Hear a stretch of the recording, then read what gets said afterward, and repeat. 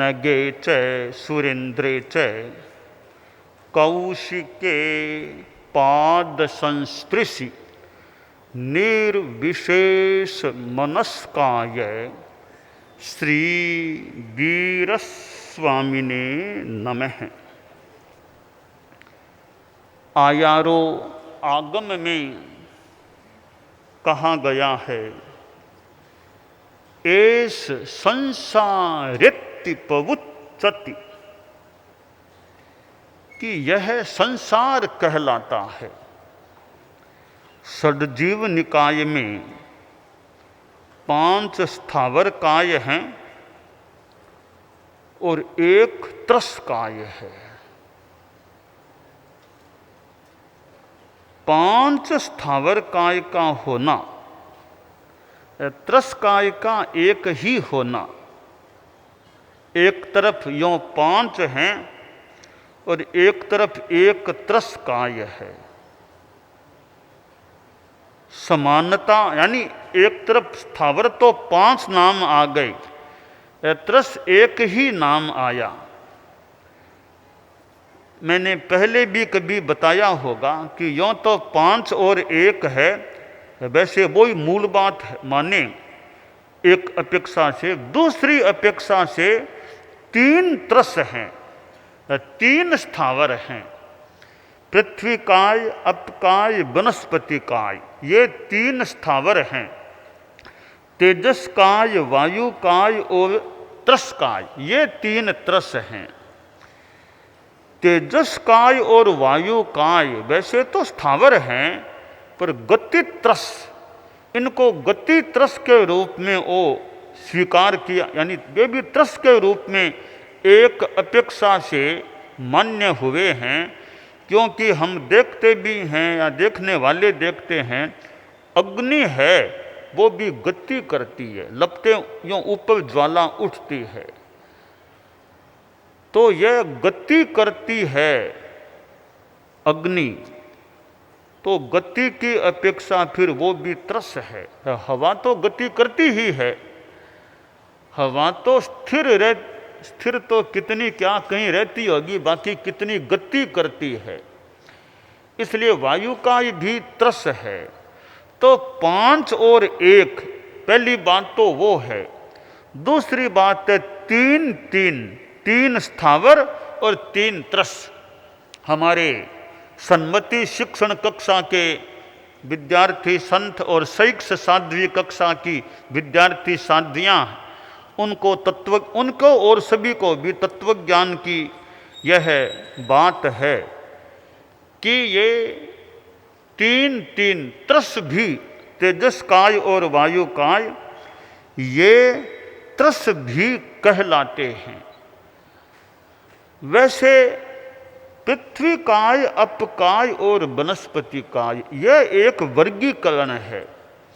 तेजस काय, वायु काय का एक वर्गीकरण है, क्योंकि कोई नियम तेजस वायु पर एक समान लागू होते हैं। पृथ्वी अप वनस्पति पर कोई नियम एक समान लागू होता है। तो तत्वज्ञान में गति आगति ऐसी कई बातों में तेजो वायु पर समान नियम, पृथ्वी अप वनस्पति पर कोई संभवतः समान नियम लागू होते हैं। तो 5 स्थावर जीवों को भी हम 2 भागों में बांट सकते हैं, पृथ्वी अप वनस्पति, तेजस वायु।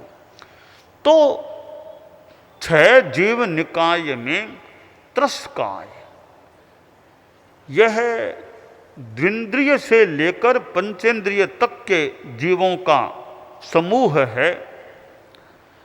एकेंद्रिय में तो अल्प विकास है, द्विंद्रिय आदि में विकास इंद्रियों की दृष्टि से कुछ ज़्यादा क्रम से हो जाता है।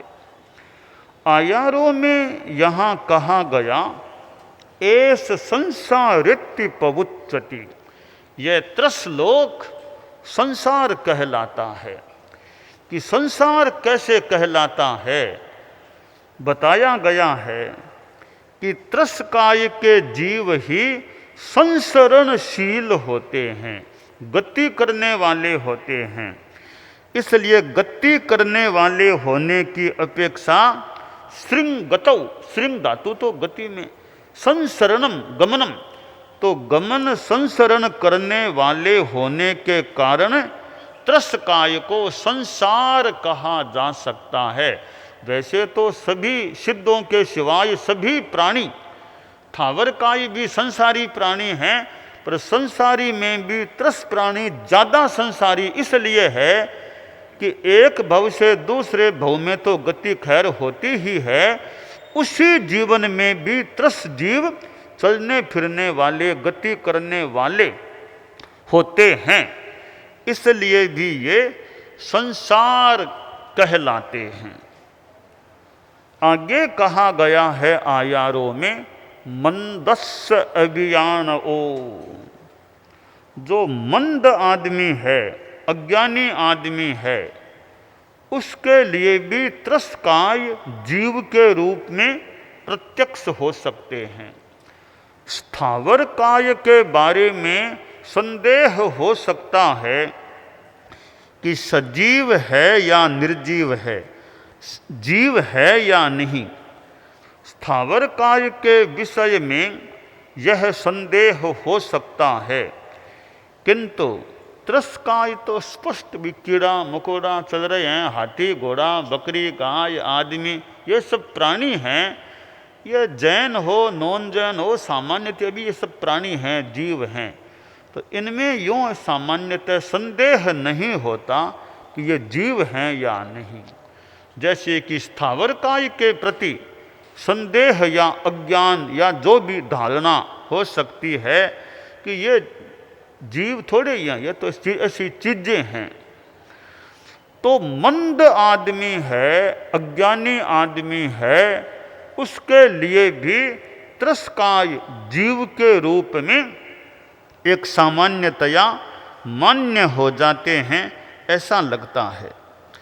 और स्थावरकाय के वेदना होती है क्या, किस रूप में होती है, कितनी होती है, मन में प्रश्न हो जाए।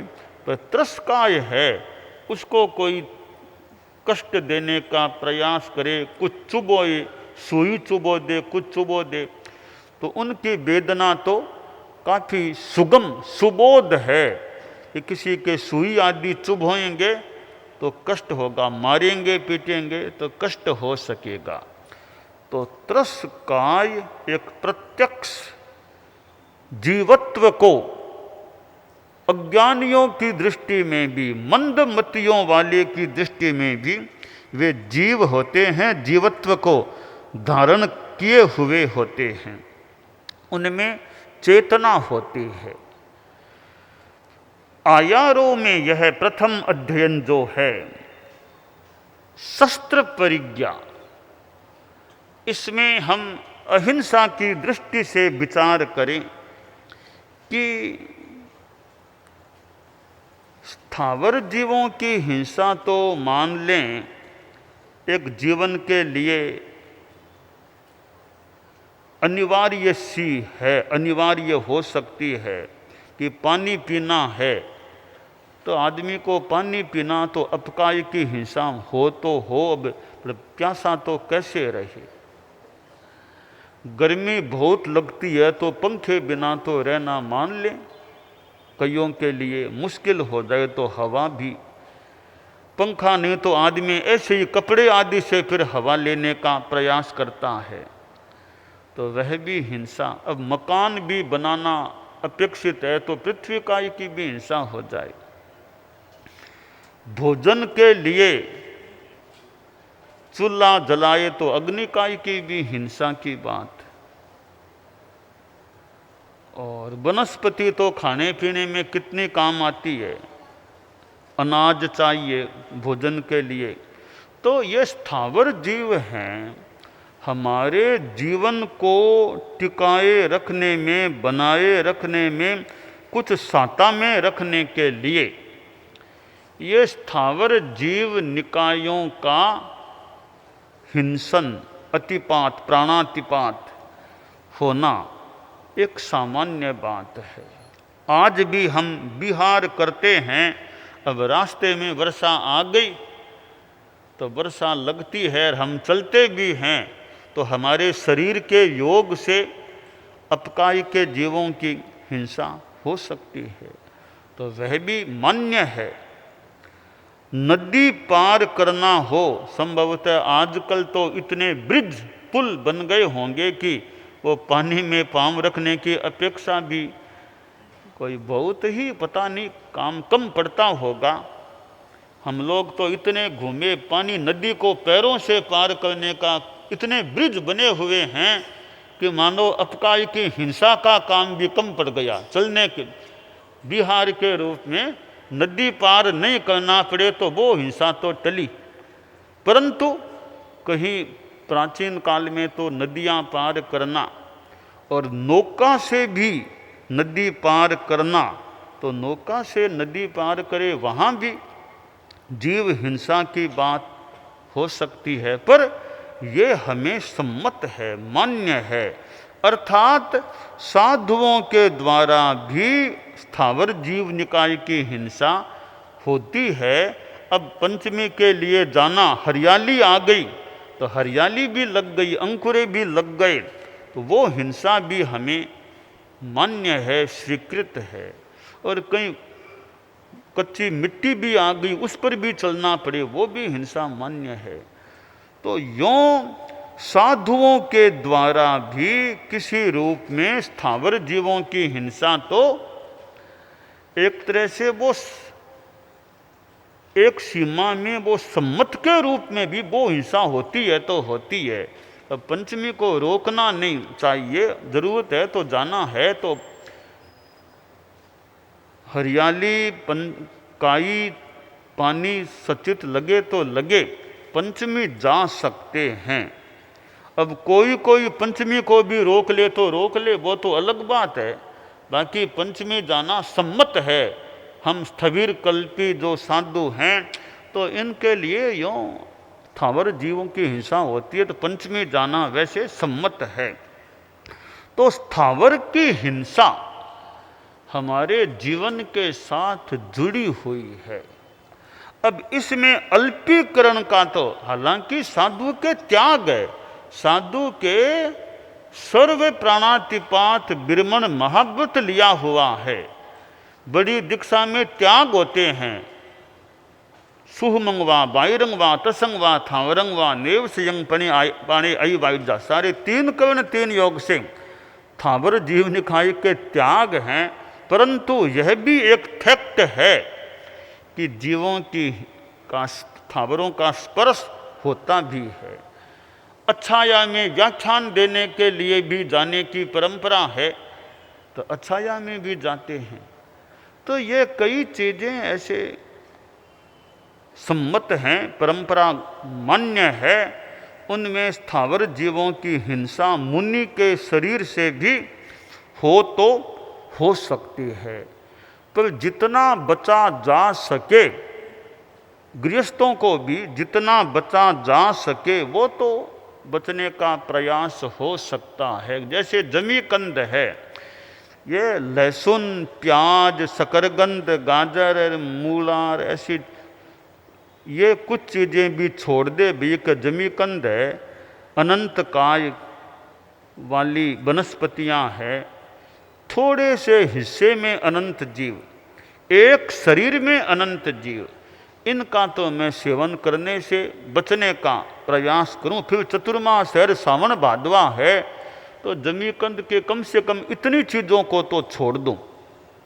तो यूँ भी ज़्यादा हिंसा तो मेरे संदर्भ में और मेरे द्वारा न हो, ऐसा प्रयास गृहस्थ भी करें। हमारे साधु साधियों के लिए भी हमने व्यवस्था बना रखी है कि लहसुन प्याज और ये चीज़ें कुछ चीज़ें हैं वो सामान्यतया हमें गोचरी में नहीं लाना, उनका सेवन नहीं करना, क्योंकि अनंत काय हम भी संयम करें।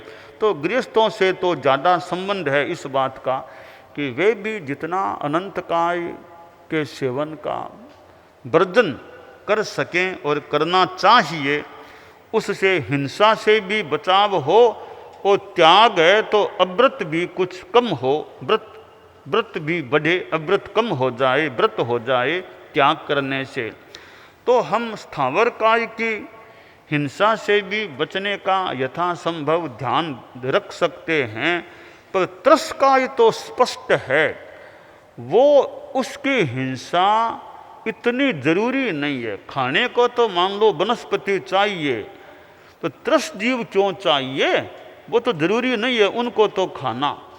ज़्यादा तार्किक ढंग से मान लो उत्तर देना थोड़ा कठिन भी हो, तो हो सकता है कि मांसाहार क्यों नहीं, शाकाहार क्यों, कुछ तर्कों में इतना सटीक उत्तर दे पाएँ अथवा न दे पाएँ, पर थोड़ा थोड़ा हम ध्यान दें बात पर कि दो प्रकार का आहार हो गया, शाकाहार मांसाहार, वेजिटेरियन नॉन वेज का, वेज नॉन वेज। अब यहाँ हम विचार करें कि एक आदमी यह तो कह सकता है कि मैं केवल शाकाहार से ही जीवन चलाऊंगा, नॉन वेज का उपयोग नहीं करूंगा। बिना नॉन वेज का उपयोग किए आदमी का संभवतः जीवन चल सकता है। दो विभाग है, शाकाहार मांसाहार। केवल शाकाहार से ही जीवन चलाऊंगा, मैं मांसाहार का भोजन नहीं करूंगा, यह तो हो सकता है। कोई यह कह सकता है क्या, मैं जिंदगी भर केवल मांसाहार ही करूंगा, शाकाहार बिल्कुल नहीं करूंगा? ऐसा कोई कह सकता है क्या? यह शायद कठिन है। कोरे मांसाहार से काम चलना मुश्किल हो सकता है।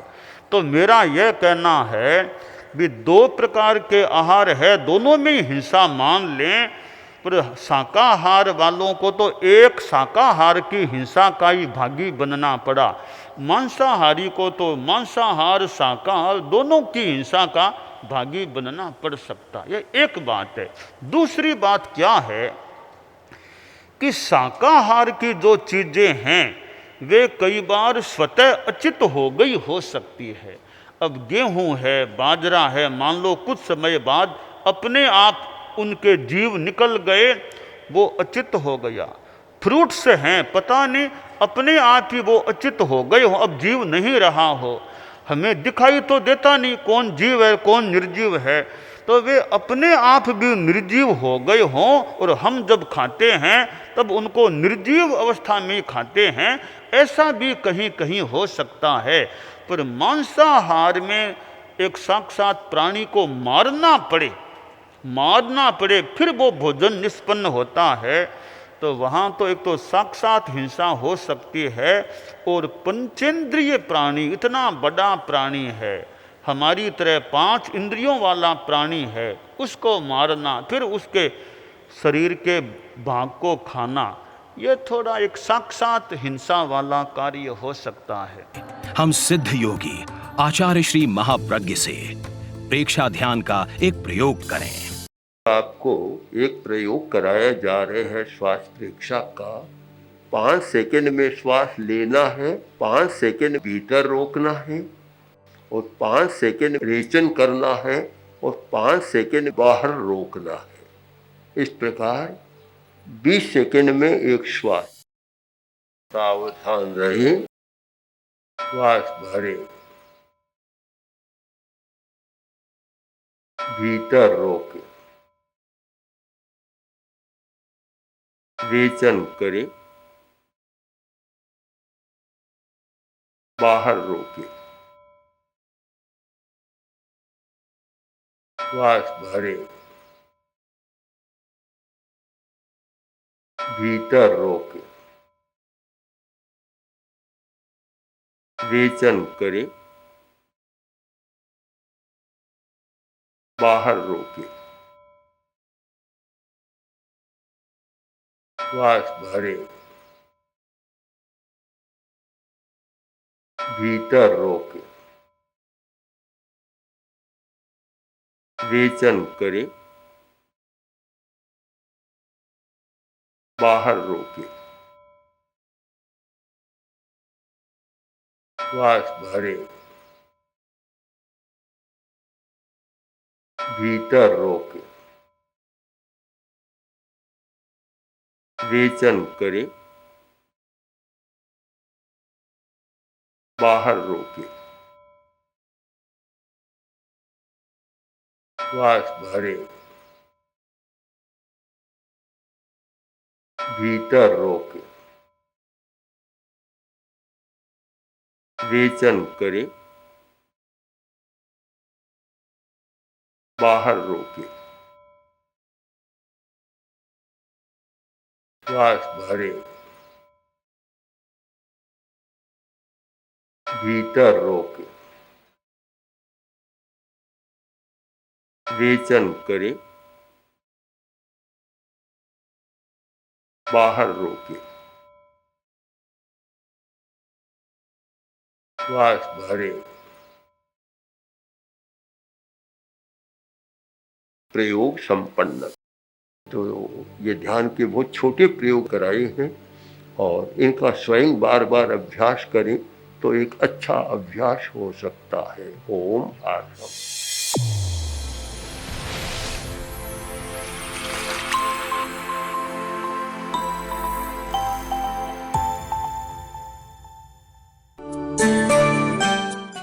एकाग्रता, तन्मयता, अपने आप को मंगलमय अनुभव करते हुए नमो अरहंताणम, नमो सिद्धाणम, नमो आयरियाणम, नमो उवज्झायाणम, नमो लोए सब्बसाहूणम, एसो पंचणमुक्कारो सब्ब पावपणासनो, मंगलाणं च सब्बेसिं पढ़मं हवइ मंगलम।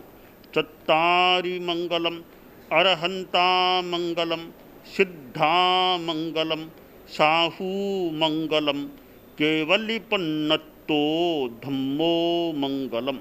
चत्तारि लोगुत्तमा, अरहंता लोगुत्तमा, सिद्धा लोगुत्तमा, साहू लोगुत्तमा, केवलिपन्नत्तो धम्मो लोगुत्तमो। चत्तारि शरणं पवज्जामि, अरहन्ते शरणं पवज्जामि, सिद्धे शरणं पवज्जामि, साहू शरणं पवज्जामि, केवलिपन्नत्तं धम्मं शरणं पवज्जामि। धम्मो मंगलमुक्किट्ठम्, अहिंसा संजमो तवो, देवावितं नमंसन्ति जस्य धम्मे सयामणो।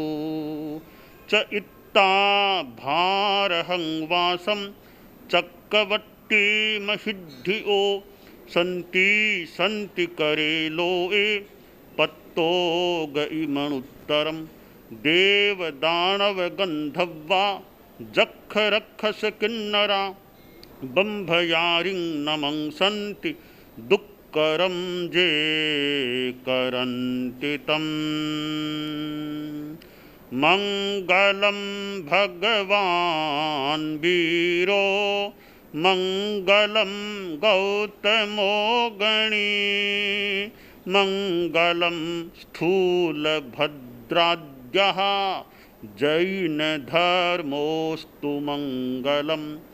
मंगलं मतिमान् भिक्षुः, मंगलं भारमल्लकः, मंगलं रायचन्द्राद्या, मंगलं तुलसी गुरुः, महाप्रज्ञोऽस्तु मंगलम्। तेरा पंथोऽस्तु मंगलम्।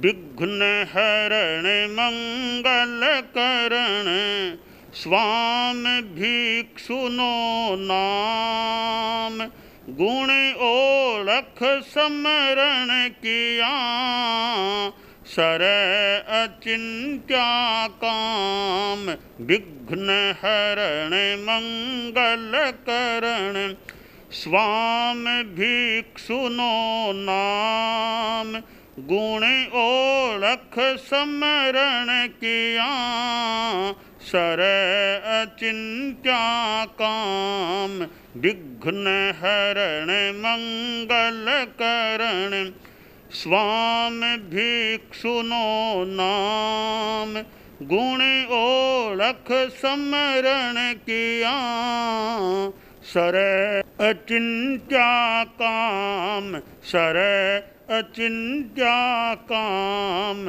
सर अचिंत्या काम। एक दिवसीय त्याग, आज के लिए धारणानुसार त्याग